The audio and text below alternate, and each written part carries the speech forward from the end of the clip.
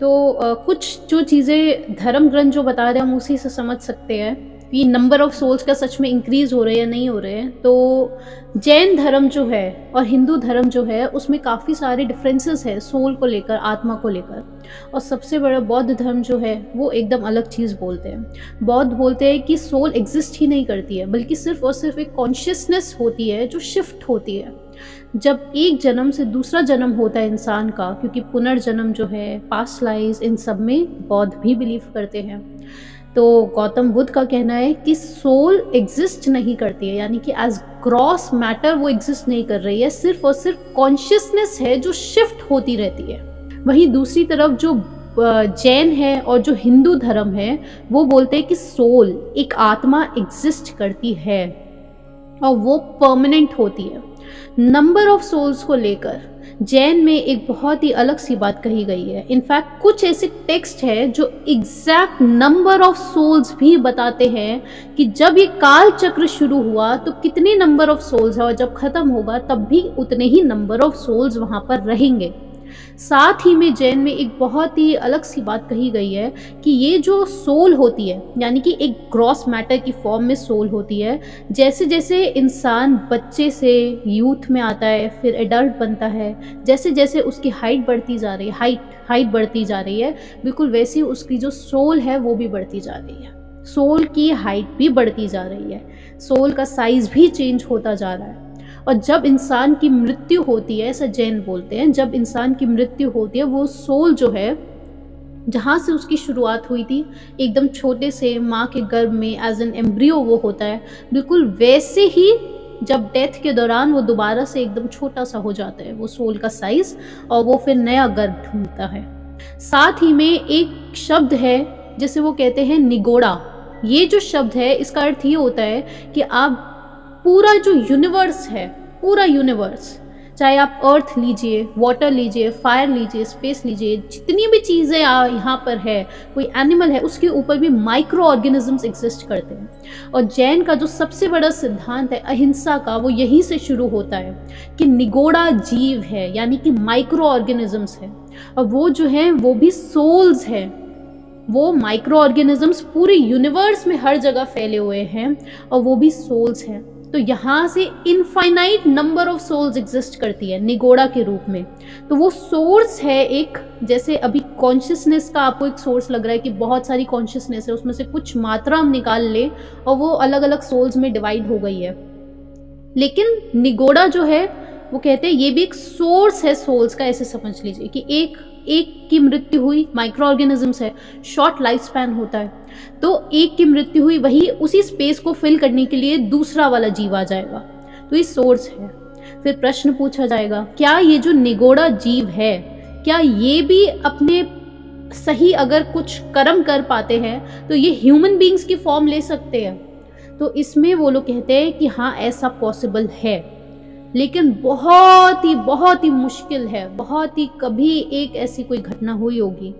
और इसी को लेकर श्वेतांबर और दिगंबर, ये जो दो सेक्ट्स है जैनिज्म के, इसको लेकर एक बहुत ही प्रचलित कहानी है कि जो उनके पहले तीर्थंकर है ऋषभ देव, उनकी जो मदर थी मारू देवी, उनको लेकर उनकी कहानी है कि वो पहले निगोड़ा जीव थी, यानी कि माइक्रो ऑर्गेनिज्म से अपने सही कर्म करते करते उन्होंने एक ह्यूमन बीइंग का जन्म लिया और फिर उनकी सोल को लिबरेशन भी मिल गई। इसको लेकर दिगंबर और श्वेतांबर दोनों में अलग अलग उनकी स्टोरीज हैं। लेकिन निगोड़ा एक तरीके का आप समझ लीजिए वो जो माइक्रो ऑर्गेनिजम्स है उसको एक शब्द दे रहे हैं, और वो सोर्स है सारी सोल्स का।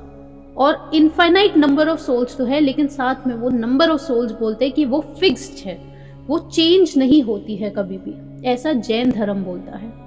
और साथ ही में सबसे इम्पॉर्टेंट चीज़, एक शब्द इस्तेमाल किया जाता है कि ये जो सोल है, जैसे अभी आप देख रहे हैं कि क्या कलयुग में सच में नंबर ऑफ सोल्स बढ़ रही है या घट रही है, तो जैन धर्म ये बोलता है कि वो फिक्स्ड है, हर समय रहती है। लेकिन जब ह्यूमन बींग्स जो है उनके लिए उन्होंने एक नंबर दिया है कि जैसे हिंदू में भी कहा जाता है कि इंसान का जो जन्म है वो 84 लाख योनियों में हो सकता है।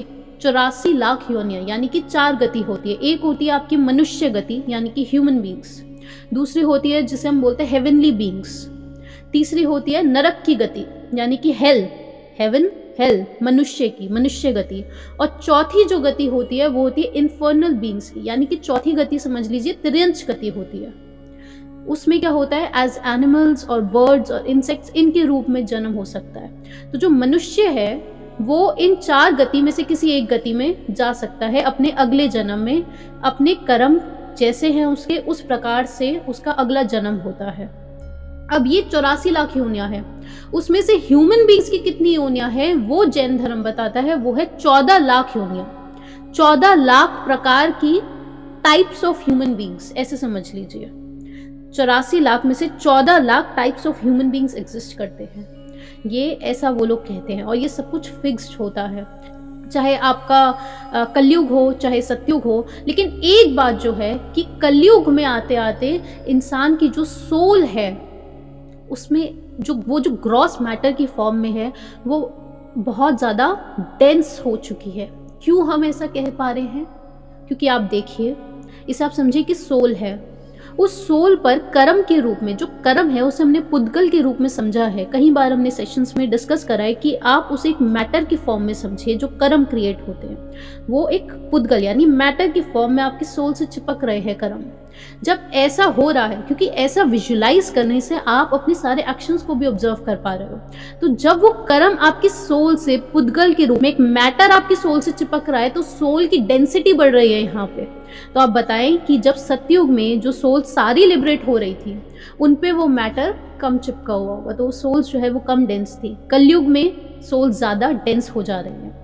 और इसी के लिए एक शब्द इस्तेमाल किया जाता है कि सोल पर अलग अलग कलर्स चढ़ते जा रहे हैं जैसे जैसे आपके कर्म बढ़ते जा रहे हैं। सोल को अगर आप वाइट कलर में देखते हैं, जैसे जैसे कर्म उसके बढ़ रहे हैं, जैसे जैसे वो पुद्गल उसकी सोल से चिपक रहे हैं, वैसे वैसे उस सोल का जो कलर है वो बदलता जा रहा है, वाइट से ब्लैक की तरफ बढ़ रहा है, डार्क ग्रे की तरफ बढ़ रहा है। और इसके लिए शब्द इस्तेमाल करते हैं लेश्य, यानी कि वो जो आत्मा है, वो जो सोल है, उस पर एक प्रकार का रंग पूरा चढ़ चुका है, उस रंग को कहा जाता है लेश्य। और एक छोटी सी कहानी से आप इसे समझिएगा।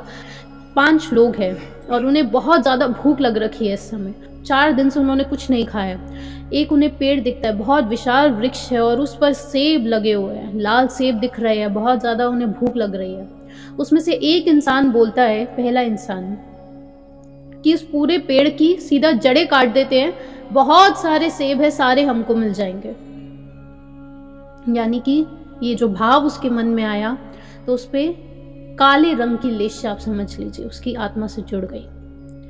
दूसरे इंसान ने बोला, पूरे पेड़ को क्यों उखाड़ना है, हम क्या करते हैं इसे आधा काट देते हैं, अब थोड़ा और बेटर डार्क ग्रे कलर समझिए। तीसरे इंसान ने बोला कि इस पूरे पेड़ को, आधे पेड़ को भी क्यों काटना है, सिर्फ टहनी को काट देते हैं और वो सेब हमें मिल जाएंगे। चौथे इंसान ने बोला, टहनी भी क्यों काटनी है, सीधा वो जो सेब उस पेड़ पर लगे हुए हैं उन सेब को तोड़ देते हैं और हमें सेब भी मिल जाएंगे, पेड़ भी बच जाएगा। ये सारे भाव उत्पन्न हो रहे हैं उन सारे अलग अलग लोगों में। और जो आखिरी इंसान था उसने बोला कि इन सेब को भी क्यों तोड़ना है पेड़ से, नीचे बहुत सारे यहाँ पे ऑलरेडी सेब गिरे हुए हैं, ज़मीन से उठाकर उसको खा लेते हैं। तो उसकी सफ़ेद लेश्य, यानी कि जो रंगत आत्मा पे चढ़ जा रही है, जो कर्मों के रूप में रंगत चढ़ रही है सोल पर, उसको लेश्य कहा जाता है और उसे हमें ऑब्जर्व करना है। तो ये एक इम्पॉर्टेंट कॉन्सेप्ट था जो आप अभी समझ पा रहे होंगे कि जैनिज्म अलग बोलता है और हिंदुइज्म में वही सोल के साइज़ के ऊपर उन्होंने ऐसा कुछ नहीं कहा है कि सोल का साइज़ बढ़ता है या घटता है। उसके आगे यही बात है कि ये हमारा आत्मज्ञान होना चाहिए। ये तो रिलीजियस स्क्रिप्चर्स का वो जो टेक्स्ट में लिखा है या जो ज्ञान हम तक पहुंचा है आज, वो या इंटरनेट पहुंचा है और जो स्क्रिप्चर्स चेंज हुए होंगे उसके बारे में हम कुछ नहीं कह सकते। लेकिन एक चीज़ है कि आप अपना खुद का आत्मज्ञान बढ़ाएं, उससे आपको सारे जवाब मिलते जाएंगे।